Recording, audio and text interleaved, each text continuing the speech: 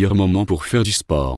Commençons par le fait que dans les conditions modernes de pression temporelle, lorsqu'il n'y a pas assez de temps pour quoi que ce soit, trouver quelques heures pour faire du sport est déjà un grand succès. Et si vous avez la possibilité de choisir un certain intervalle de temps pour faire du sport, vous êtes doublement chanceux.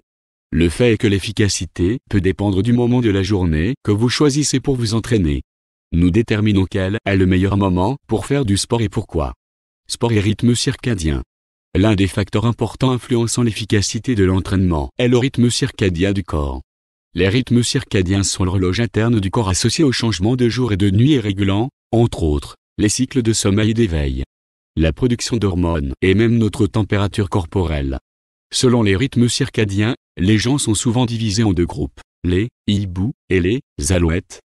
Si vous appartenez à la première catégorie et que vous êtes le plus actif l'après-midi, prévoyez des entraînements intensifs pour cette période. Si vous êtes une alouette et énergique le matin, les entraînements du matin peuvent être une bonne solution pour vous. Néanmoins, il convient de rappeler que la prise en compte des rythmes circadiens n'est pas du tout une panacée. Vous ne pouvez brûler des kilos en trop qu'en mangeant bien et en faisant constamment de l'exercice. En soi, l'activité physique ne contribue pas toujours à la perte de poids.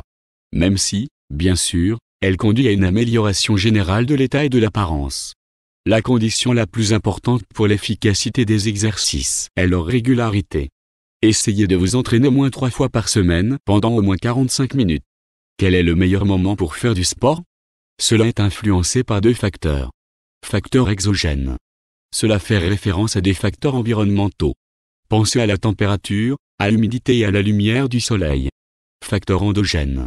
Cela fait référence aux influences du corps lui-même. Le rythme circadien ou rythme veille-sommeil est influencé par ces facteurs.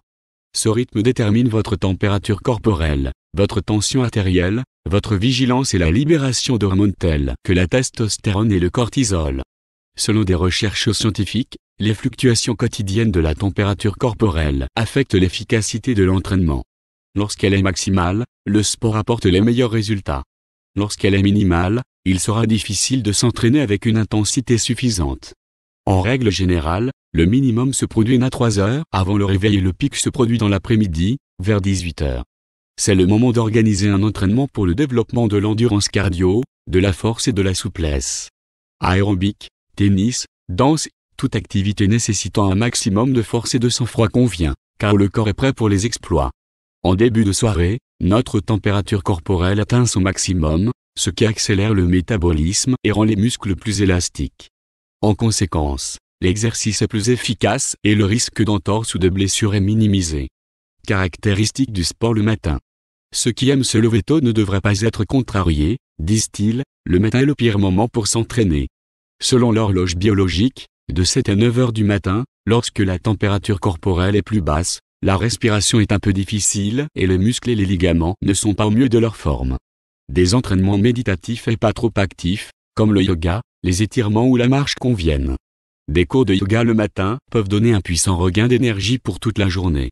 Les heures plus tardives de la matinée, de 10h à 12h, peuvent être consacrées à des sports plus complexes qui nécessitent de la concentration et du calcul. Mais toujours pas de puissance, par exemple, le karaté, le taekwondo, le wushu. Dès le matin, mieux vaut privilégier la marche, le jogging ou le vélo. Ces activités permettront de tonifier l'organisme et de donner de l'énergie et de la vigueur pour toute la journée.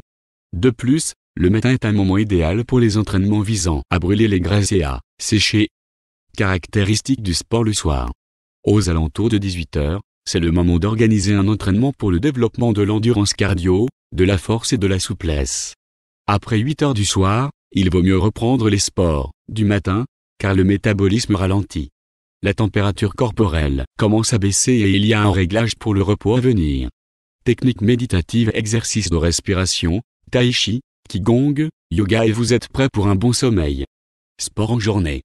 S'il n'y a pas assez de temps pour faire du sport le matin, et que le soir vous vous sentez trop fatigué pour faire autre chose que regarder votre série préférée, essayez de faire du sport l'après-midi. Si l'horaire de travail le permet, il est préférable d'organiser une pause sportive l'après-midi. Comme nous l'avons déjà noté, en fin d'après-midi, la température corporelle augmente. Les processus métaboliques s'accélèrent et c'est un bon moment pour un entraînement visant à augmenter la masse musculaire. Quoi qu'il en soit, Il n'y a pas de réponse unique à la question de savoir à quel moment de la journée il est préférable de faire du sport. Tout est très individuel et dépend de votre routine quotidienne et, comme déjà mentionné, de vos rythmes circadiens. Peut-être que le meilleur moment pour faire de l'exercice est lorsque personne ni rien ne vous dérange. Par conséquent, vous devez vous entraîner lorsque vous le souhaitez et que vous en avez l'opportunité. Une activité physique et une bonne nutrition peuvent faire des merveilles.